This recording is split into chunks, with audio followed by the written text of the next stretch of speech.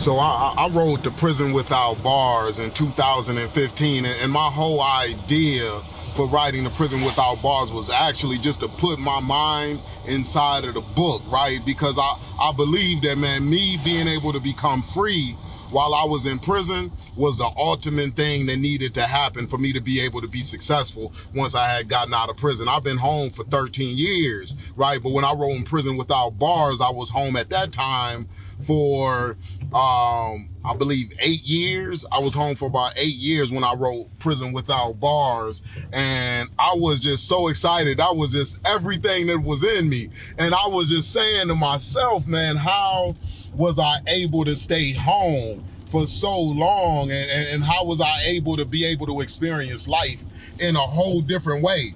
And that's how Prison Without Bars came about, because I said, man, go ahead and buckle up. We about to get on a nice roller coaster ride, and we about to get it done. I kid you not, we about to get it done. Break down this book, and we gonna break down the book Prison Without Bars. I encourage y'all again to read the book and then look at the video so you can put that thing all the way into your mind in a place to where you got a true understanding. Because with all things, get an understanding. Once you get that understanding, now you can move in the right place. This is the playbook. Prison Without Bars. It starts within.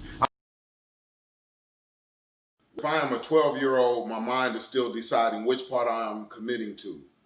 And my environment, my household, the media, and my community influences me. When looking at my household, I may see that it's all out of whack because my mother is trying to do everything on her own and my father is incarcerated. She is stressed because of her circumstances, causing her to make more bad decisions with bad men. And these men mean my development no good because their own development is no good. When I look at the media, I may see that the criminal lifestyle gets glamorized through movies and music. This makes it a bit more likely that I will adopt the same mentality. It seems as if you can survive the game. You will be able to live a life that is free and lovely. When I look at my community and see people committed to the criminal lifestyle making money hand over fist by committing to the game, it gets me closer to committing to this lifestyle myself. When I see people who are rapped about, admired, and glorified for their commitment to the game, and who finally get released from prison after serving a 5 to 10 year prison sentence, but still promote the same criminal behavior, this solidifies my commitment to the same game, causing so much turmoil in society and my community. The person recidivating is ultimately the sole individual signing off on the destructive behavior. So what I was talking about right there is just talking about that 12-year-old and what they got to go up against, dealing with their community, dealing with media, dealing with, just all of the things that they dealing with, their household structure and things like that, their broken household structure, and how that 12-year-old can become that 13-year-old like me and say, man, I'm about to sell dope because that's what's going to get me to my next level. It's just crazy. So when that person comes home and you show me that you getting celebrated, man, everybody is singing your praises, and you still got the same mentality that you had when you got incarcerated, that lets me know as a 12-year-old that it's okay, that it's most advantageous to take on the philosophy that you got. And that's how I'll go ahead and adopt that at 12 years old, get into it at 13 years old, and commit to something that truly isn't committed to you, right? So that's heavy. So I wanted to really touch on that in this book, and I'm just laying the foundation on how we gonna tackle, man, Prison Without Bars. How do we abandon a mentality that gets us incarcerated, right? It's up to us.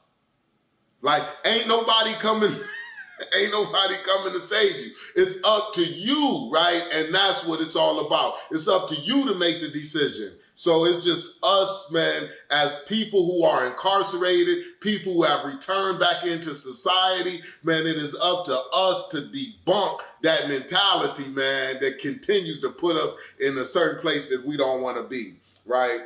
So I just wanted to cover that in the first chapter when I'm just talking about the state of incarceration, because I wanted people to understand, man, what this incarceration piece looks like. A major part of the Starts Within organization and myself in pushing this movement is educating people on both ends. I need to educate the people out here in the community as well to get them to understand, man, how important that individual who is incarcerated is. I got to educate the people who are incarcerated to get them to understand how important that they are. How do you decrease the recidivism rate? You increase the value in the minds of those people who are incarcerated, right? And then you increase the value in the minds of the society, the way that they view the incarcerated. If everybody started to look at the people who are incarcerated as being more valuable, then guess what? We will invest more into them, right? We will say, man, you know what? Man, the way that our community is going to be better is if that person who is incarcerated starts to adopt a different mentality so then they don't continue to infect the community that they're coming back to, right? So we want to take care of the kids. The way that we can take care of the kids is taking care of the fathers who are going to be the fathers to the kids, right? If the father has the right type of mindset, now the father can in turn give the children the right type of mindset. But how can the father give the child something that they don't have, right? What made it so important for me was that I was able to give my son, I was able to give him, as soon as I came home, I was able to give him a right type of mindset so he can too become successful. And then my other two children, I'm giving them the mind that I got, but it's a mind that will not get them incarcerated, because I don't have a mind that will get you incarcerated. Prison Without Bars is saying, how did I become free while I was incarcerated? Meaning that you gotta make sure that your mind is free for you to be able to stay free. I don't care how many doors they open. I don't care how much money get put in your commissary. I don't care how much money you got to come home to. If you are not free before you get released from prison, you will get reincarcerated. And you see how high the recidivism rate is. It's high because so many people fail to address the main issue, which is the way that you think. It is the thinking, right? So many people just feel like that you are just going to develop a different way of thinking just by default, or just because of the test of time, just because you endured for the amount of time, and you think that, hey, I did 15 years, then I'm going to have a different way of thinking just because I've done 15 years. No, you're going to still have the same way of thinking unless you do something intentionally to get rid of that way of thinking. That means that you got to put it away. If you don't put that way of thinking away, then guess what? It's going to stay in your life. That's how people continue to get reincarcerated, because they have not made the decision to say, man, I'm about to put this way of thinking away. I'm about to put this philosophy that I got away because it's not serving me the best way that it should. So I'm gonna put it away. And just being honest with yourself, right? So that's a brief summary of the state of incarceration in the first chapter of Prison Without Bars. It starts within.